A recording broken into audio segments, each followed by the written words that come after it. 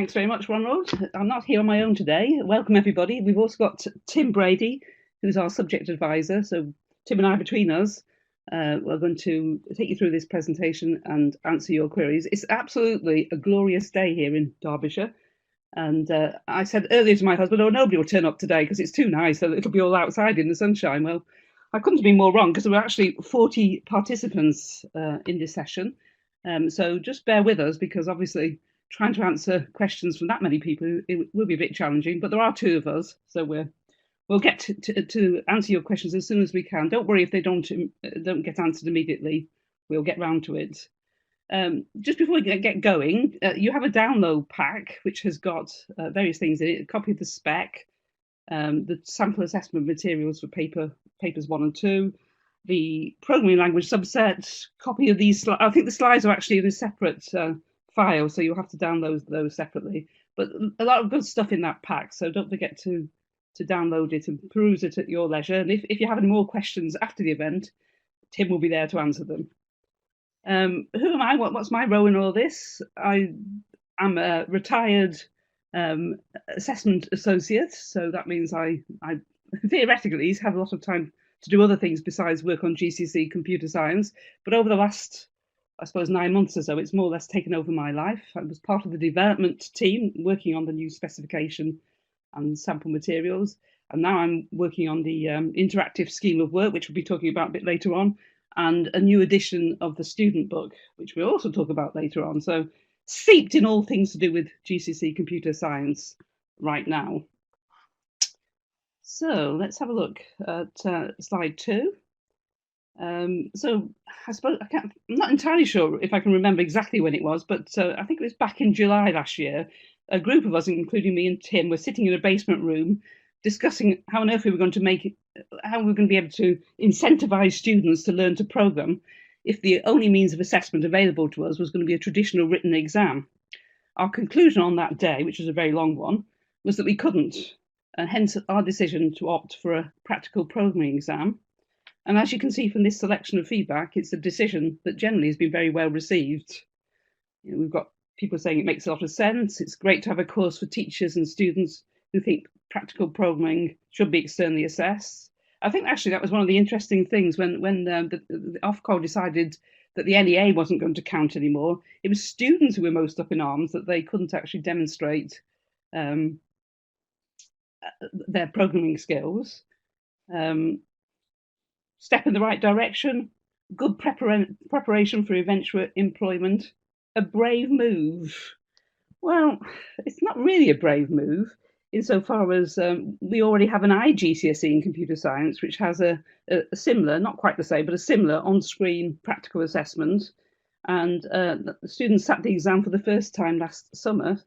So we know that it works, and we know we have very positive feedback from that sitting. There were no major problems encountered either by centres and students sitting the exam, or indeed by examiners who had to mark it. So I think we've got every reason to be optimistic that it's a sensible thing to do rather than necessarily a brave one. Right, we've got a few polls to just give us a sense of who you all are and where you're coming from. So I think they're already here. Ronald's put them up. We'll just give you a few more minutes to fill them in, and then we'll show you the results. Okay, so let's just have a look at these polls. Then we've got quite a lot of you currently with Edexcel, so that's good. I can try and point out the differences and the similarities between old spec and new as we go along. Most of you've been teaching computer science for quite a long time, more than 3 years, and various fairly standard cohort sizes, I say. So it looks as though this one person's got 50 plus. So that there might be some conversations to be had about that when it comes to looking at the practical exam. Okay, let's get rid of all these polls then and move on. Here's the agenda for today's session. Our overall objective is that you should go away better informed about the content of the specification, how it's assessed, and what resources there are or there will be to support you. The event is scheduled to finish at 6 o'clock. I made a note that we might finish a bit earlier than that. It depends how many questions, but looking at the number of delegates, which is now 45, I think we probably may well take the full 2 hours. But that's, it says there that there's going to be a break. We'll see how it goes. We might dispense with the break in order to finish a bit earlier. But we'll do our best to stick roughly to that agenda. But having Tim and I together means that we'll probably talk about all sorts of things besides the things on that list. Right, new requirements. It's more than a year ago now that in response to evidence of malpractice with regard to the NEA, Ofqual announced that from 2022 onwards, all the prescribed content of GCSE computer science, including the practical programming element, must be assessed by formal examination only. Exactly how that was to be achieved was left up to the awarding bodies, and we were urged to be innovative. Well, as you probably realise by now, different AOs have risen to the challenge in different ways. I think our objective from the start was to try to ensure that students continue to get a well-rounded experience of computer science, including the practical aspects of the subject.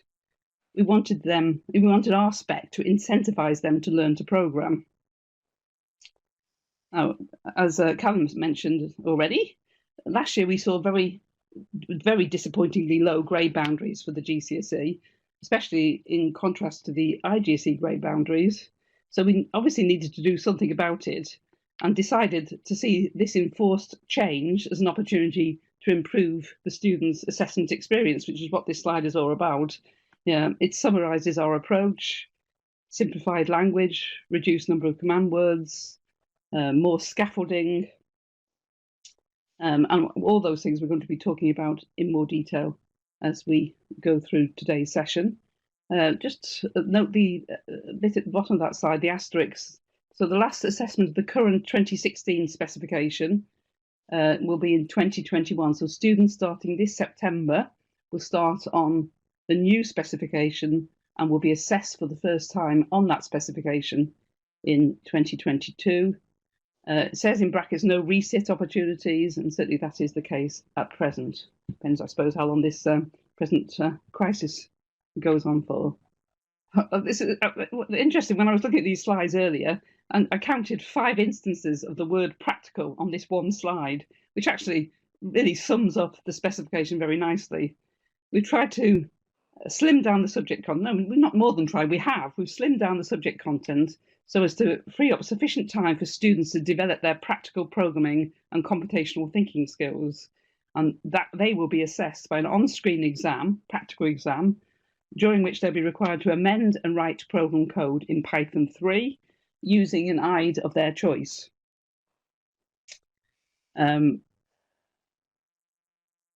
The subject content is divided into 6 topics. We've changed some of the titles of the topics, but those of you who already teach the current spec will recognise their content. So we've reorganised and renumbered the topics, and we've also clarified which topic is assessed where. So topics 1 to 5 are assessed in paper 1, and topic 6, the problem solving with programming, is assessed in paper 2. The 2 papers are equally weighted, reflecting the fact that we expect students to spend half of their 120 guided learning hours honing their problem-solving programming skills and the other half on the theory. So that's quite a significant thing, really. We've got 120 hours. We've divided them down the middle, 60 hours each. To support that, we've had to reduce and slim down the amount of theory content so that it fits into 60 hours. Some topics, such as databases, sign and magnitude representation of signed numbers, have gone altogether. And some of them are still there. Some topics are still there, but we've had to prune them back to fit the amount of time that's available.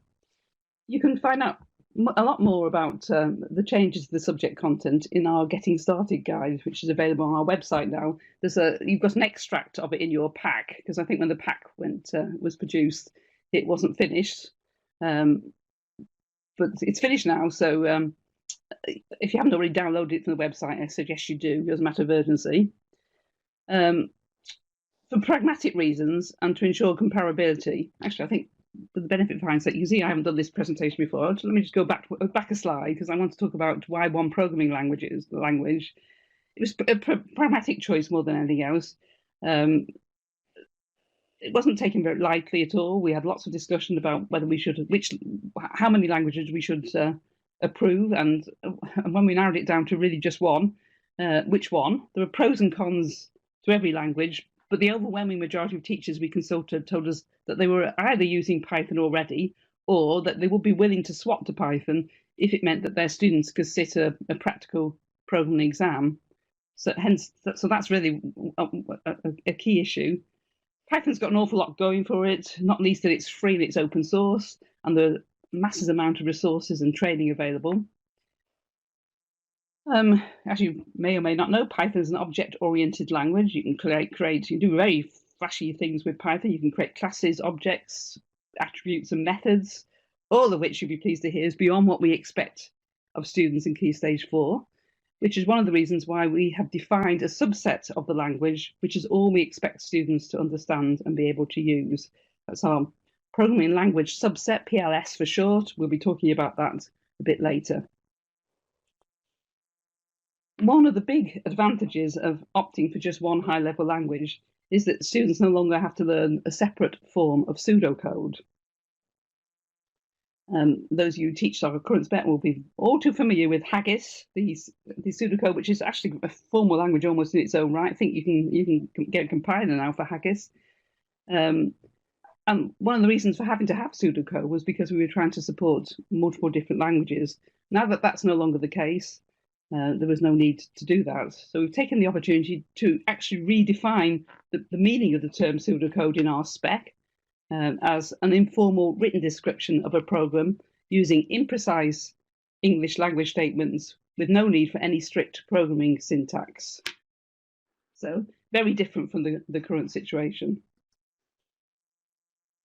Karen is asking whether students can use more than the subset. Yes, of course they can, Karen. I think what we were trying to do is just to give people an idea of the breadth and scope of what they had to cover. We're not preventing students from using other constructs which are not there, but what we are saying is that they should be able to do everything that we could ask of them in an exam using just the PLS, and equally any code that we give them will only use the constructs in the PLS. A bold, brave change. Well, again, I've been working as an AA, and previously to that, I was a full-time Edexcel employee for far too many years. And anybody who's familiar with the Edexcel's family of computing qualifications will know that over the years, Edexcel's always opted to assess practical skills on screen. We used to have the A-level ICT, we had GCSE ICT, GCSE IT before that, we had DIDA and CIDA. So perhaps not so brave and bold, more a continuum building on our previous experience. Right, this slide provides a good overview of the qualification. As you can see there are 6 topics, 2 papers. Paper 1 assesses topics 1 to 5, and it's an hour and a half. Paper 2 assesses topic 6, and it's 2 hours. Both papers are equally weighted, 50% each, and both of them are worth 75 marks. So let's have a look first at those 5 topics which are assessed in paper 1, Principles of Computer Science. Bearing in mind what I said earlier, it's 50% of the qualification, it's 50% of the time.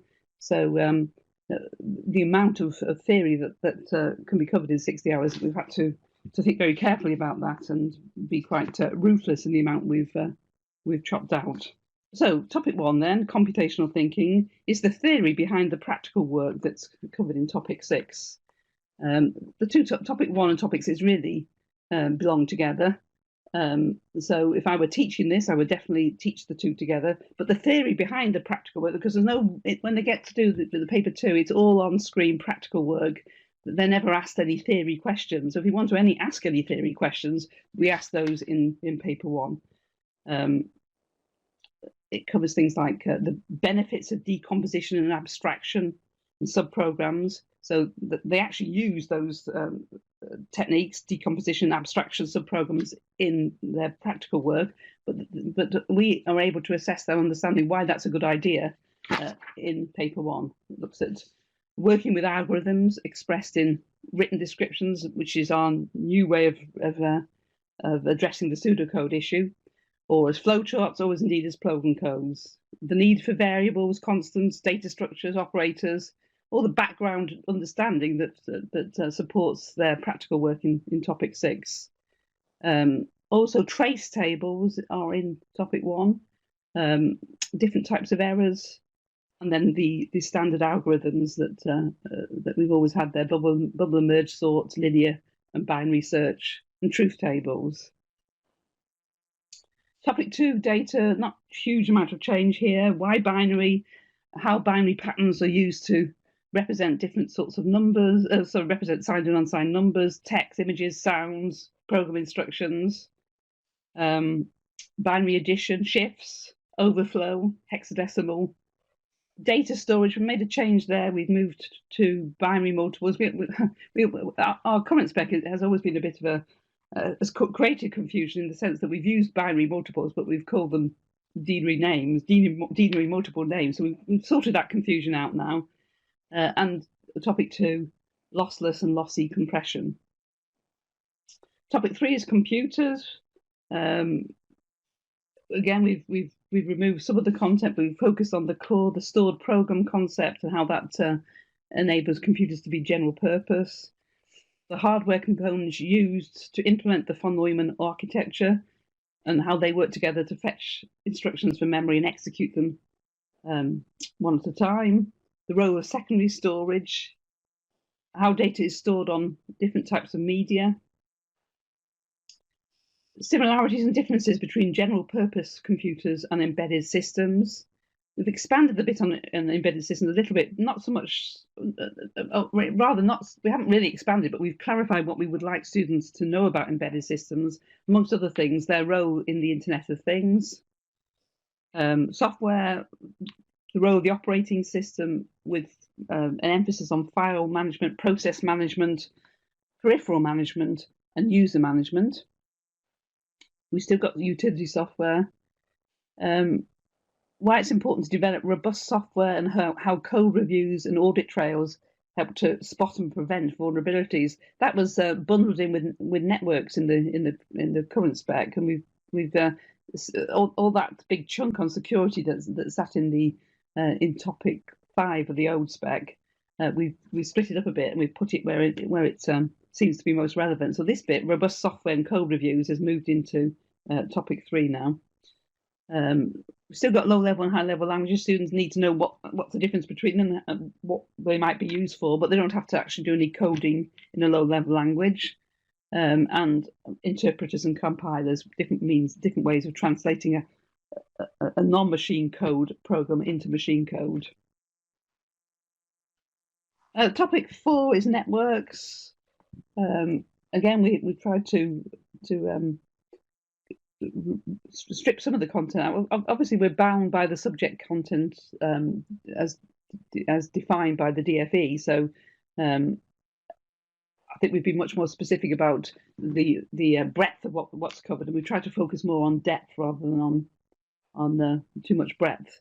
So in topic 4, we look at why computers are connected in a network, differences between LANs and WANs. We've still got network topologies, but we've ditched ring and just concentrated on bus star and mesh.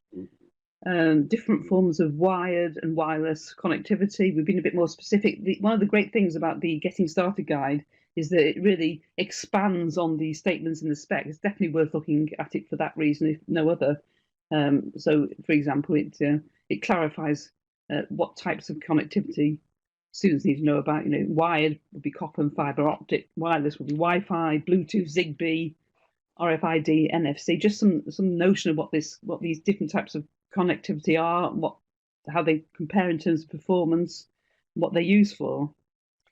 How the internet is structured. We've lost the section on the current spec about World Wide Web, but we've kept the internet, focusing in on IP addresses, the role of routers, packet switching, really to set the scene for the 4-layer TCP/IP stack, and the various protocols that are used to handle data transmission across the network. Mentioned that we've broken up the network security chunk of the current spec and moved it into different parts, different topics, but we've still kept pen testing and hacking here. as a means of detecting vulnerabilities, and use of access control, physical security, and firewalls to try and reduce the threat to networks. Is the specimen paper indicative of the level of complexity difficult to expect for paper 2? Is the specimen paper indicative of the level of complexity, difficulty to expect for paper 2? Yeah, Karen, I'm going to talk quite a bit more about the specimen papers later on. But yes, absolutely, the SAMs as they are now, because of the way we've specified the rules and combinations of different question types and different percentages of contribution that they make, are very representative of what is to come in the future. Our goal has always been that it doesn't matter when a student, whichever paper a student sits, their experience should be similar. Topic 5 is issues and impact. Used to be the bigger picture. Some of it's the same, but quite a lot of new content here. We've kept the environmental impact of computer technology, but we've lost the focus on health. So it's manufacture, use, short replacement cycle, and disposal. We've now got 2 statements about ethical and legal issues, one focusing on personal data and privacy, and we've been very specific of what we expect students to cover in that.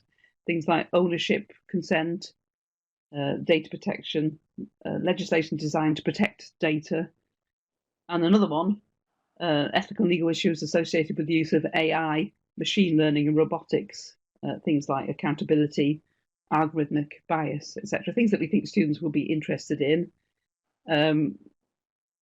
We've kept the protection of IP, so copyright, patents, trademarks, etc. And we've moved some of the cyber security issues that used to be in the networking topic here, so that it becomes a broader, students can look at it in a broader way, and they don't confine their thinking to simply networks. Paper 1 then will assess topics 1 to 5. There's 1 question per topic. The order in which topics appear will vary from season to season. So somebody was just saying, does the SAM reflect subsequent papers? Yes, it does. But one thing to bear in mind is, just because, as it happens, I think topic 6 is question 6 on the paper this time. No, sorry, topic 1 is question 6 on the paper this time. It doesn't mean it will always be that. We're going to rotate the topics round from series to series. I'll talk about a bit more about the sorts of questions and the approach to paper 1 a bit later on. Let's just have a look at topic 6 then, which is the problem solving with programming. It's as we've said before, it's a practical exam. It's on screen. Students don't do any writing. They do certainly not with pen and paper.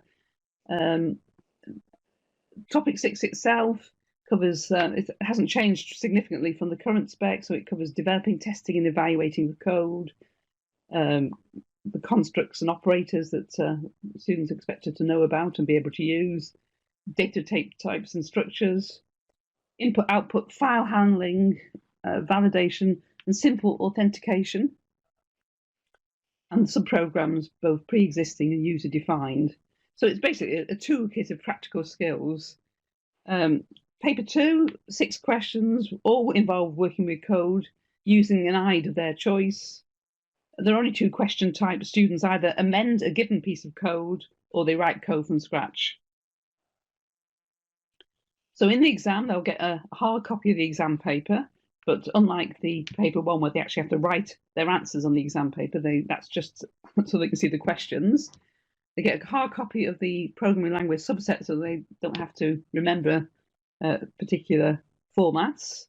And of course, they get digital copies of the program and data files that they're going to have to use. And we'll talk about how you get those and putting them on machines in a little while. Please note, this isn't an online exam. Students don't need access. In fact, they mustn't have access to the internet during the exam. It's an on-screen exam. They sit at a computer and they do their work at the computer, but they don't need to use the internet when they can't use the internet. To meet design aspect of paper 2, our students are expected to write pseudocode flowcharts. No, Dan, it's all literally, it's paper 2 is all about designing, so responding to questions that we set. Sometimes that's working with a piece of code that we've given them, and we'll talk a bit more about that later. And sometimes there is an element of design involved, because if we're giving them a problem to solve from scratch, they might well want to. If it were me, I would definitely want to think about the design and sketch out something before I start. But they don't have to submit anything like that. If they do decide they need to sketch out their ideas, that's fine. But we don't want to see them. All right, Gareth says, sorry, you missed a bit about what they can take in and what they get. Yeah, I'll go through that again, Gareth. So when they sit down in the exam room, they'll have in front of them a paper copy of the exam paper. There's no spaces for them to write on that paper, because it's literally a set of the questions they're going to have to answer. They'll also have a physical copy of the programming language subset document, the PLS, so that they can use that as a reference. It will be one that we supply, so it's a clean copy. In digital format, they will have obviously access to their IDE and Python, but we will supply them with data files that they'll use or program files. So a data file might be a text file that they've got to read in, for example, although that might not be necessary. But there will always be some program files that we will supply them with, which they'll have to do something with. In addition, there's a digital copy of the PLS, so if they don't want to look at it on paper, they've got a screen-based copy as well. We will go through this in a bit more detail later on. Gareth's asking, is the clean copy of the PLS the same as that in the delegate pack on the website? It is, Gareth, yes, it is. Although, that said, I think nearer to the first exam, we might have there's some issues about page numbering and so on. So if for some reason we don't anticipate making mega changes to the PLS, now it's sort of set. It's not set in concrete, because obviously things change, but we will supply the most up-to-date copy at the start of the exam. Yeah, I've said it's not an online exam, it's an on-screen exam. Well, let's have a look at slide 8. I think actually I've more or less covered what's on this slide. We've clarified and simplified the subject content. Most of the clarification of the subject content, if it's not in the spec itself, has come in the Getting Started guide. So make sure that you get a copy of that. Yeah, I think we've done all of that. New section on cybersecurity. It's not entirely new, actually. It's the same section. It's just been moved around and clarified. I was always very attached to the name of the Sudoku. I like the idea of it, Haggis, being a conglomeration of all sorts of different things. But yes, it's gone. Getting Started go. Well, for once, we're ahead of our deadline, because that has actually been around for about a fortnight now. So that's all good stuff. Sharon is asking a question. Are there going to be schemes of work again? Yeah, Sharon, they are. That's one of my many activities. In a way, this enforced quarantine is great for getting things out on time. So there's a group of us working currently on the scheme of work. It's going to be initially much as the old version, so a Word version that you can edit yourself, but eventually it's going to be all singing or dancing version, interactive version. So and I think that's due out. There's some dates later on. I can't remember exactly when it's due out, but it's going to have it's going to be all singing and dancing. Gareth says thumbs up to cybersecurity. I actually, we have tried to, because the topics can move around within the paper. We've got to have, it's got to be accessible wherever it is. So if that topic were to be the very first question on the paper, then the sorts of questions you would ask would have to relate to its position in the paper. So that's made us think quite hard about coverage of cybersecurity. And we've got some interesting stuff in there that students will like, I think. Viruses, worms, ransomware, and so on. So I think it's Sharon's saying that the scheme of work is very helpful. I think even if you don't want to, you decide not to use the scheme of work, the very fact it's there gives you some thoughts about what you would do and how you would do it better. So yes, I think hopefully it will be very, very good. Oops. Michelle's saying, is the examination around the same time as the current GCSE computer science dates? The reason I ask is because it is the heaviest time for exams. There's a lot of pressure on exams officers, especially with the BTEC level 3 computer-based exams also happening around then.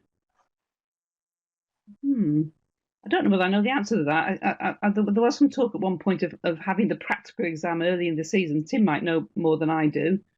If so, Tim, this is your chance to... Yeah, my chance to chip in with absolutely nothing useful at all. I don't know. No, sorry. No, I remember. think I seem to remember that there was some talk about trying to have it on a day on its own early on in the season, but whether that's All right. actually been agreed now, I don't know. Karen's asking, are the schema work for 2020 on the website already? Oh, Karen, please. We're working flat out to get the schema work done. It's all the draft is now for the whole schema work for the whole 2 years is finished. We've got a group of teachers working through it to make sure that it's actually doable. And I think the intention is that certainly there are various levels of this scheme of work. But certainly, the very top planning level will be on the website anytime now.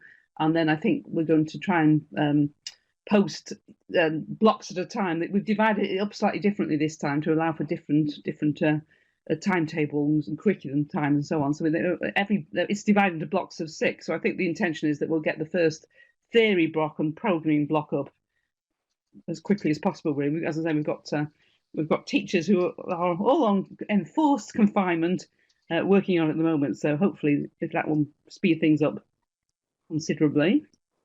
Leon's asking, will the command word of an exam question have a mark attributed to it consistently, e.g. a state question will always be 1 mark, explain will be 3. Right, well, Liam, in the specification, there's a list of the command words, and we are going to talk about the fact we've been pretty radical in slimming those down. And the mark tariff is next to the actual command word with a description of what that means in terms of the sort of response that we're looking for. It's not quite as I think what you'd like is for every explain always to be 3. I have to tell you that one of the big problems we've had with this GCSE or previous versions of it, and indeed other GCSEs, is 3 mark explains. So much so that we've made a mental note to try and avoid them if we can, because often candidates manage to get 2 of the 3 marks and they lose the third, they run out of steam. So the answer is states are always either 1 or 2 marks. Where there are 2 marks is because we're asking them to state 2 different things. So yeah, we have tied it down as much as we can tie it down, but it's not as specific as there's always only ever 3 marks for an explain. Right, this slide and the next one summarises our approach to assessment design. I think we've actually covered most of those things as we've gone along. We've just been talking about command words linked to particular skills and marked tariffs. So it actually gives you the page number in the spec to refer to. Yeah, I don't think there's anything on there that we haven't already said. I think what I would say, though, is that both papers are ramped. Questions early on mainly target the lower grades. There are fewer command works linked to particular skills and marked tariffs, and we're doing quite a lot of work actually on that at the moment, so that it's clear to students what sort of answer we're expecting and how to really look at the marks and look at the number of lines and say, oh yeah, and that clearly I've got to, if it's 3 marks, I've got to make 3 separate statements. So there is some work going on to try and make that clearer to students. This slide is quite an interesting one. It provides a breakdown of the item types that are used really in paper 1. As you can see, there's a mix of multiple choice, short open response. Those are the 1 and 2 markers, the states and the names and the gives. Median open response describes, explains, and the extended open response. And there's one of those. It's what I would call an essay, and it's 6 marks. What I think is interesting on paper 1 is that roughly 30% of the marks are allocated to straightforward knowledge recall. That's quite a lot more than on the current spec. So providing students have actually learned what they should have learned during the course and remembered it, of course, that's the challenge. Then they can pick up 30% of the marks on paper 1 simply by recalling what they've already learned. Now, somebody earlier on, I can't remember who it was saying, well, how representative of subsequent exam papers are the SAMs? Well, they're very representative because of these proportions that we've got there. So we've fixed the contribution of these different types of questions so that every student has a similar exam experience, irrespective of the year in which they actually sit their exam. So, for example, around 5% of the marks on paper 1 are always going to be for MCQ. So that means there's got to be roughly 4 MCQs on the paper. 15 marks, 20% roughly for short open response. So these are if not set in stone, more or less set in stone. We have something that sits behind our spec called the writer's guide, and whoever's appointed to write this paper has to adhere to the rules set down in that writer's guide, and it basically says just this. Really, these are the marks that this is the breakdown of the questions that you have to use. As I said, there's always going to be one essay-style question worth 6 marks, and in addition, and this is new, there's going to be one practical, non-written question also worth 6 marks. Sorry, Sharon, what does MCQ stand for? So that's my fault. Well, actually, it's on the slide, but it's bad. It should say multiple choice questions. So we're full of jargon. Great stuff. And Callum was asking, he was saying that Python doesn't fit into either the category of interpreted or compiled language. No, it doesn't. That's right. It's a bit of a hybrid, isn't it? So it's the theory of compiling and interpreting as two approaches to translation that students need to know. I mean, actually, it's quite interesting to show them how Python works, which is not uncommon in these days. And these two broad categories don't necessarily follow what languages actually do. Charlotte's asking about, going back to the new spec. Let's hope that COVID-19 is long since gone before we start on this one. Can you expand on the one practical question that will be in paper 1? Yeah, so Charlotte, in the current SAM, the last question on the paper addresses topic 1. So in that question, the 6 marker is actually, here's a partially completed flowchart, you fill in the gaps. Obviously, that topic 1 isn't always going to be the last. So that's the sort of practical question that could actually apply, could appear anywhere. Another one might be a trace table. Here's some code. Trace through the values of the variables as the code runs. Another one might be, I don't know, draw a.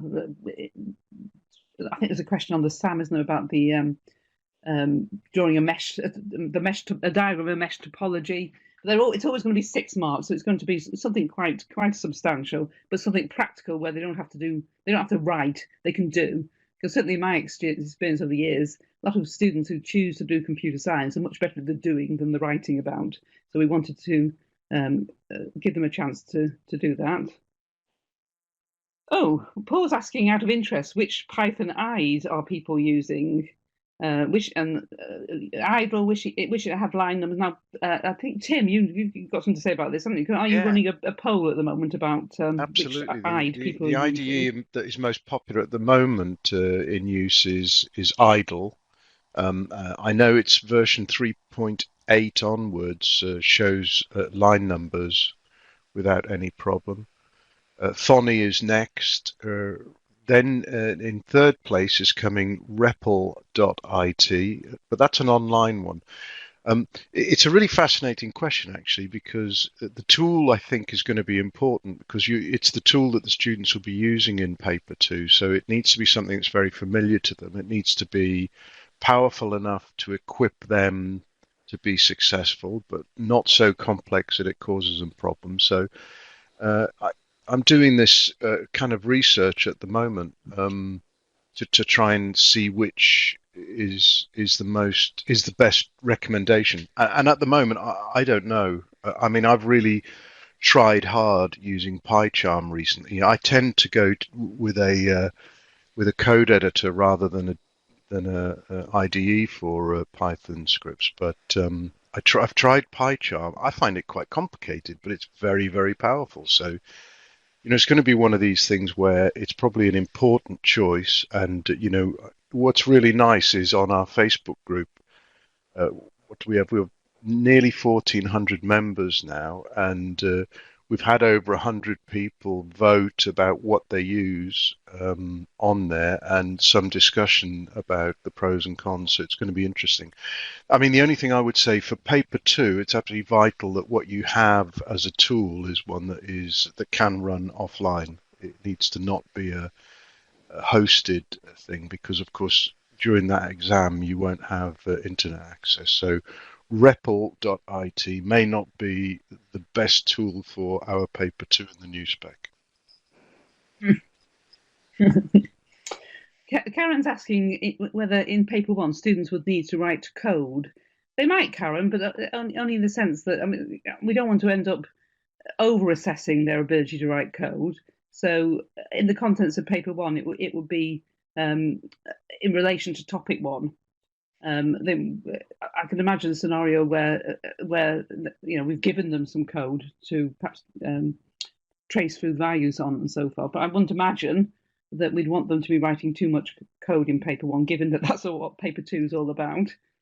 Let's have a look what Andrew's asking. We love PyCharm. The debugger is great at times. Yeah, lots of people say that. I've just actually installed PyCharm. I haven't had a chance to play with it yet, so I shall stay out of this conversation for the time being. Claire is saying if the exam does not have internet access, then would it be foolish to teach students to use an online programming environment? Well, I was going to add to what Tim said earlier. I think, as far as I'm concerned, the most important thing is that it's an aid that students are used to using. So, if they can't use the internet, then having an online environment would seem to me to be a key cause for confusion. So, I'm with Claire on that one. I wouldn't. Andrew's asking, will everyone have to use the same tool in the paper two exam? I'm presuming you're saying everyone within your centre. My own view is that they wouldn't necessarily, if you can cope with that, but we'll just wait and see what Tim says to that, since so he suggests that you probably would use the same guide. Yeah, you make it easy for yourself. If everybody's doing something different, it's going to be hellish difficult to keep control of it. Callum's saying, do you have any thoughts about using Raspberry Pis with lockdown user accounts set up for them for use for the paper two exam? Wow. I don't know. I've just, because I thought I was going to be bored, I've just enrolled on an Internet of Things course, which is fascinating. And you can do all sorts of interesting things with Raspberry Pis, but I haven't really thought about sitting the exam with them. So I don't have a view. I don't know whether Tim has. I mean, I can't see any reason why you shouldn't. The bigger challenge is going to be getting enough people in a room together with the right spacings and the right amount of screen shading and whatnot. Whether you use a Raspberry Pi or a PC, I don't think we don't care, I guess, is the answer, as long as it's functional and works. We won't know, to be honest. All we'll see is the code. Teresa's saying Tony debugger is easy to use. Karen wants to know what the name of the Facebook group is. I should know this because I'm on it, but I don't know what it's called. Is it? Yeah, that would be good. Yes. Andrew, there will be enforced aid for all centres. I meant no, we won't do that, Andrew. We definitely won't. We won't say everybody's got to use idle. No. And Moira's asking, are they allowed to use class notes or books for the paper two exam? No, they're not. I mean, there's a lot more detail coming up on the practical exam, so we'll just catch up with Callum, who at the moment is the last question here, and then we'll carry on for a bit. I'm saying because my school were thinking about getting rid of all desktop PCs. Oh wow. Well, only a matter of time, I would have thought. Right, well, let's park that temporarily and go back to these slides. Tim was worried that we might be finished by just before 5 o'clock. We're not even halfway through yet, so I don't think there's much chance of that. We'll keep going. I think we've done this slide to death. The only thing I think we haven't mentioned is that paper two, as I'm sure you all know by now, is a practical programming exam, and the files that we provide will either be star.txt files or Python files. I don't think we've, plus of course a PDF of the PLS. Right, paper one. I can't think there's much left to say about this. We've said one question per topic. Each question's got several parts. One command word per question part, always at the beginning of the line. Very important that students pay attention to what that command word is and think about the sort of response that they therefore have to make. We have reduced the number of command words. It says 13, but I'm sure I think that's counting give, state, and name as all as one. I think there were 15 actually. But anyway, we've got far fewer. They're much clearer in terms of the mark tariff that each can have and the type of response that is expected. Paper two.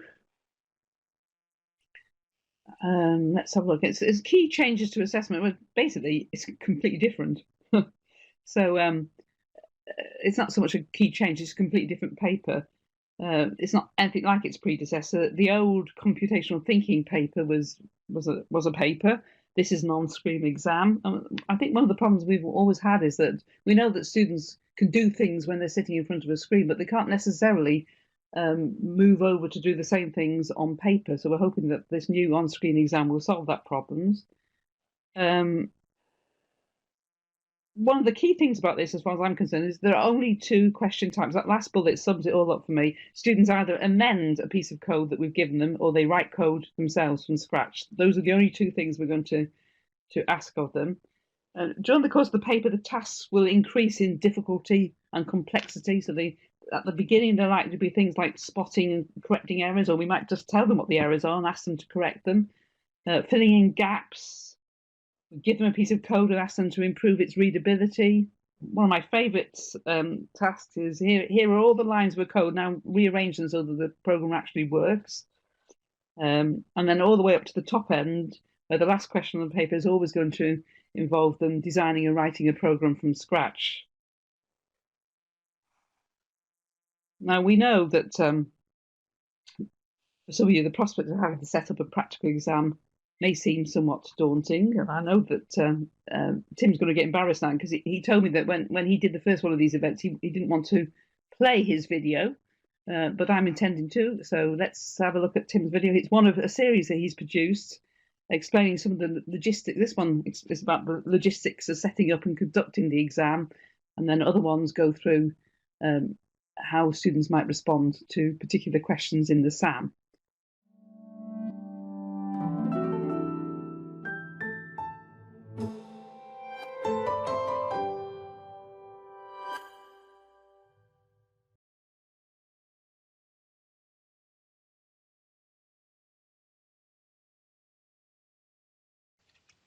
Okay, so I'm going to show you about the data files.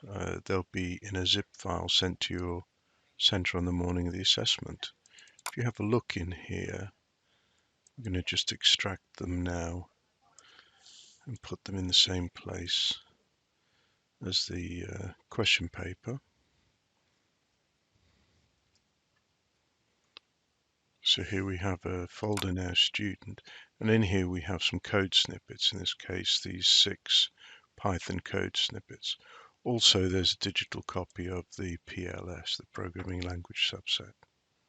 So that's all under data files for the student.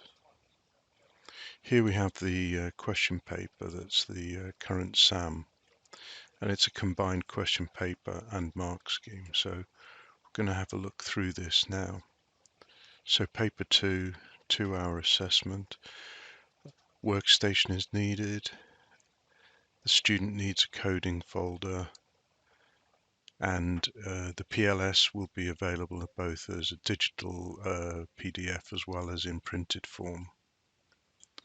So this question paper will be available for the student on the live session in paper form on their desktop. For the sake of this demonstration, obviously, I'll be looking at it in its digital form in the PDF reader here. So the instructions, information and advice, and then the questions begin.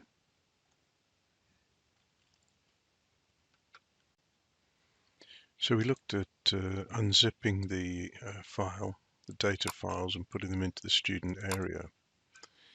I've got a folder here, student, and this is going to be mimicking the exam, the assessment student profile.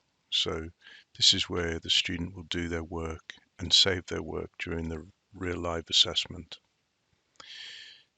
There will always be 6 questions in paper 2. So there will be, I guess, usually 6 Python snippet files. There may be additionally a text file that might sit external to the Python files, and that might be shown in one of the upcoming SAMs.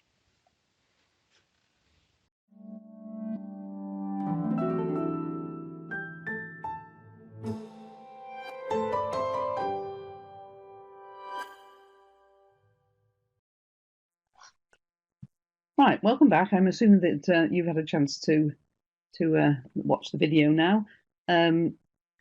Craig's asking, is this going to be a bit like the good old cider website examination, or how is paper two going to be marked, sent in by USB? Yeah, no, I think the intention, if I've understood it correctly, is that Pearson have or EdXL have now in the process of finally developing or already have a file transfer site, and the idea is that the files will be transferred that way rather than USBs. Although I was involved with moderating the NEA work last summer, and I was quite surprised how much of it was still coming in on CDs and DVDs. So we'll wait and see. But no, the intention is that it will be uploaded rather than sent on a physical device. Thanks, Karen. It's everything seems to be working. Okay, so we're on to slide 13. Lots of questions that people might well have about how issues re setting up the exam and running it. To answer some of those, we've produced an ICE instructions for the conduct of the examination, a booklet which is already on the website, plus a whole series of answers to frequently asked questions, some of which are on this slide.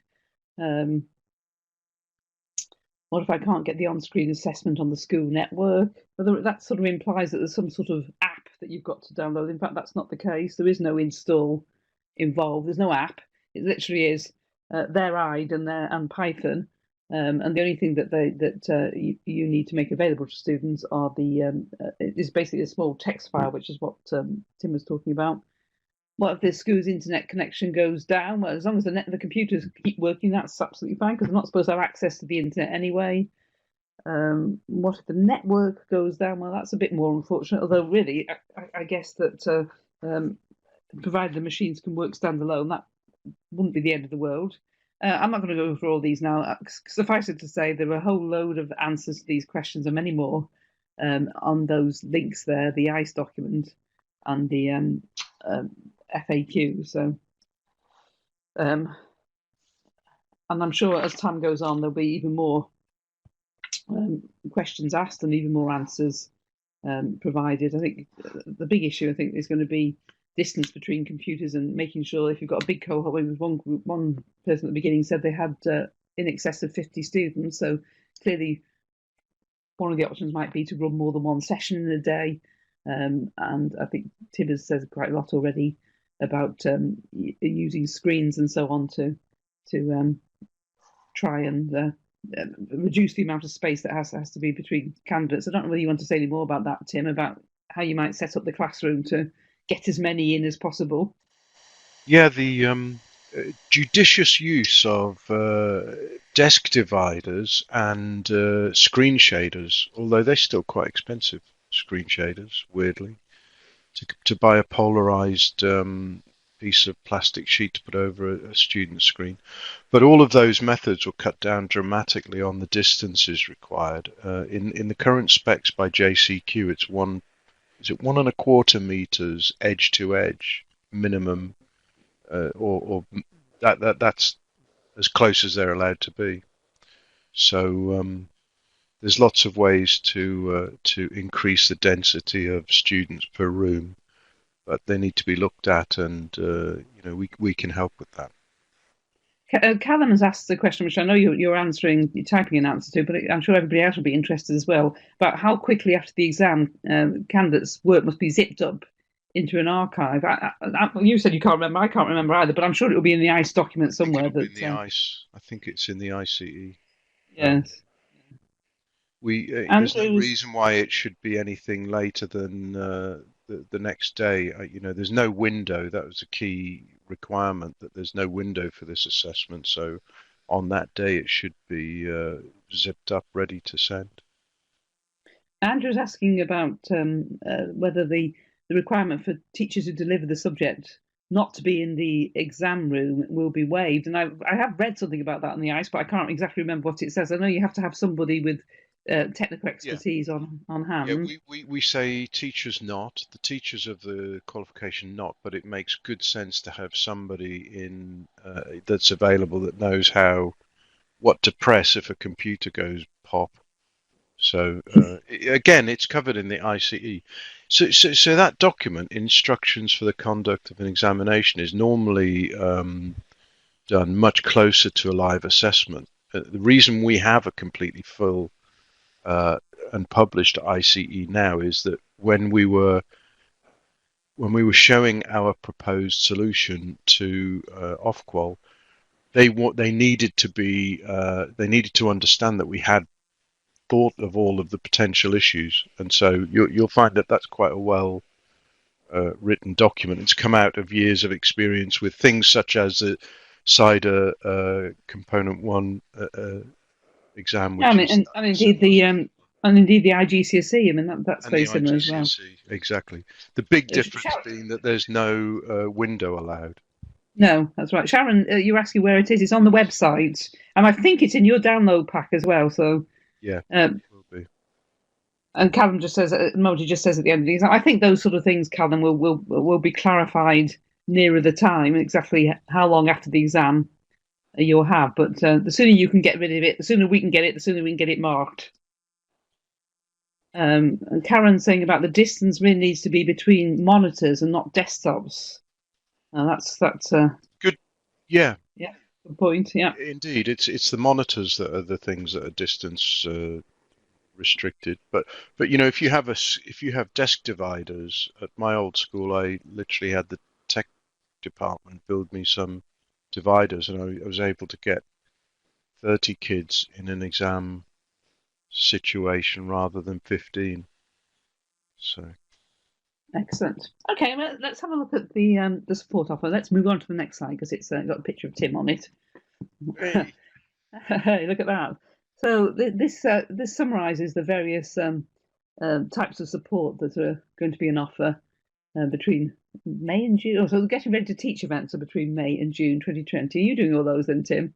No, I don't know. Anyway, there are a whole load of Getting Ready to Teach events. I suspect the way we're going, they're probably be all online, which will be happening in May and June this year.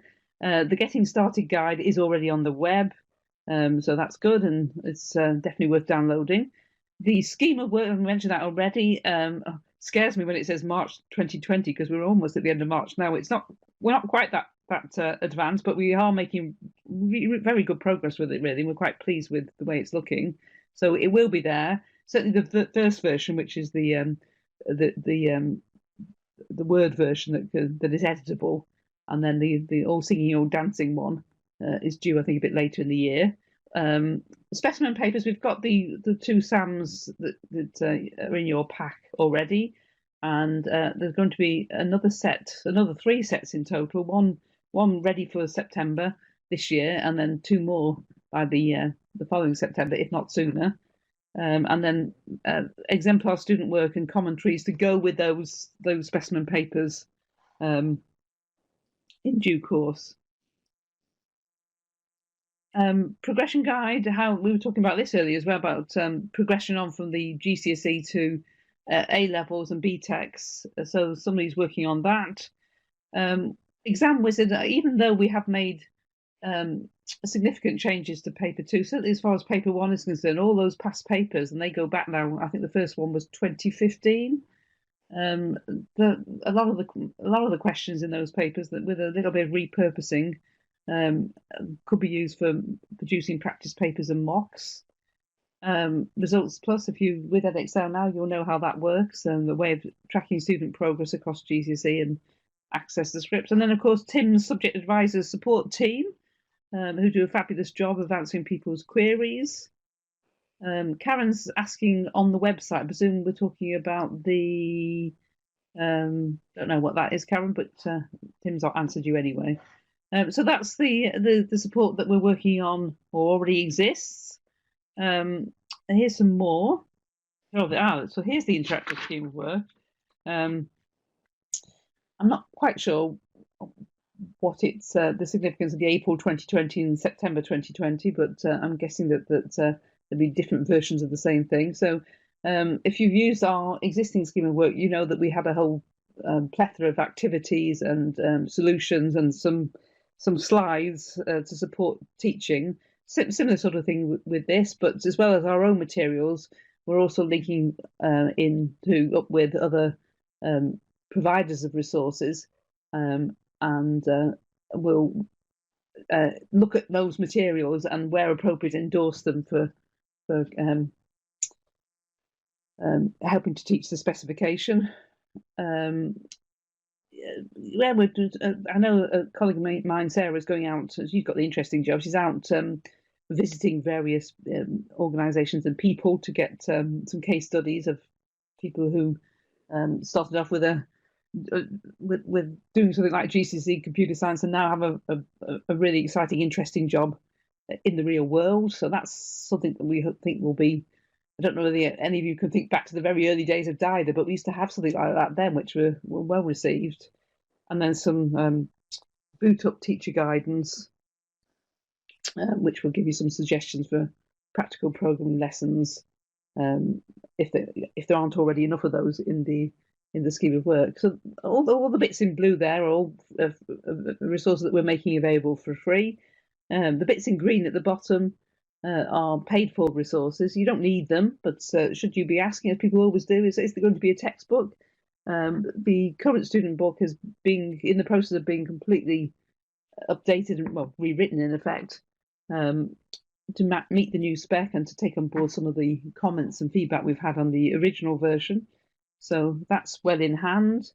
The popular revision guides and workbooks are going to also be revamped, and should be available in next February. The student book, is that the book with the robot on the cover from the 2016 version? So the one, I've always hated that robot. The one with the robot on the cover, which actually probably would be more appropriate now that we've got a statement about robotics and AI. But anyway, the one with the robot on the cover is the old 2016 version, and we've completely revamped it. What was supposed to be an update has actually turned out to be almost a complete rewrite, to meet the requirements of the new spec.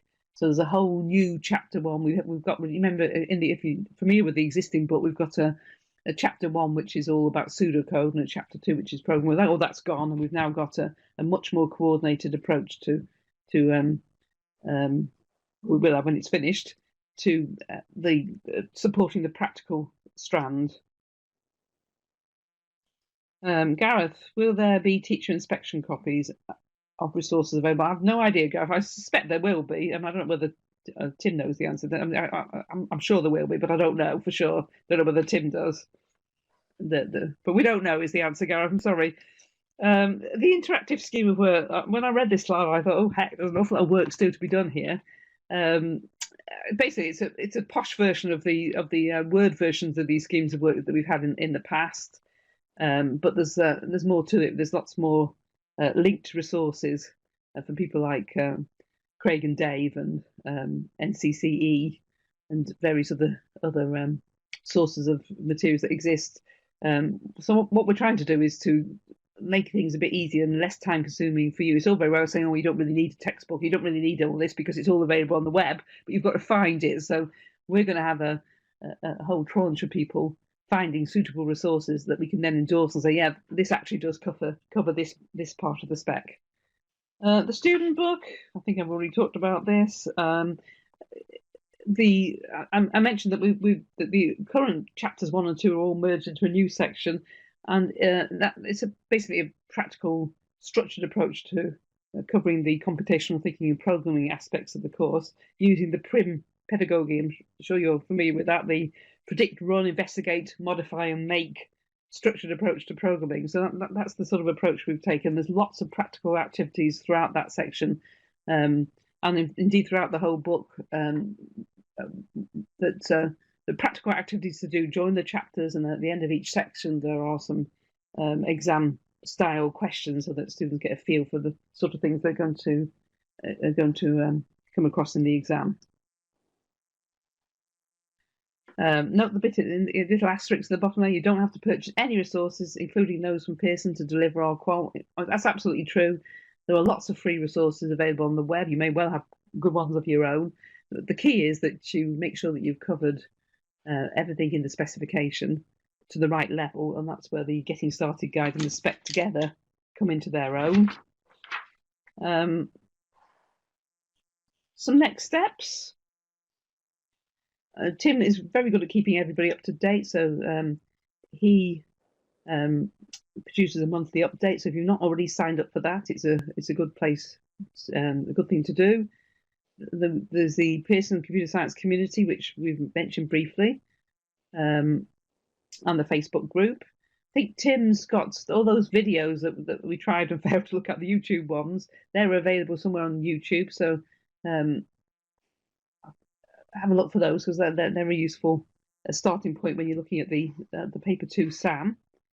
We've got a poll here, so if you'd like to fill that in, that would be good, and give us some ideas about your thinking. We'll just let you finish filling this in, and we'll talk about the accelerator program, unless, of course, there's somebody who knows more about it than me. Right, so what I've been told is that the Computer Science Accelerator Programme is a professional development programme for current or aspiring teachers of GCSE computer science.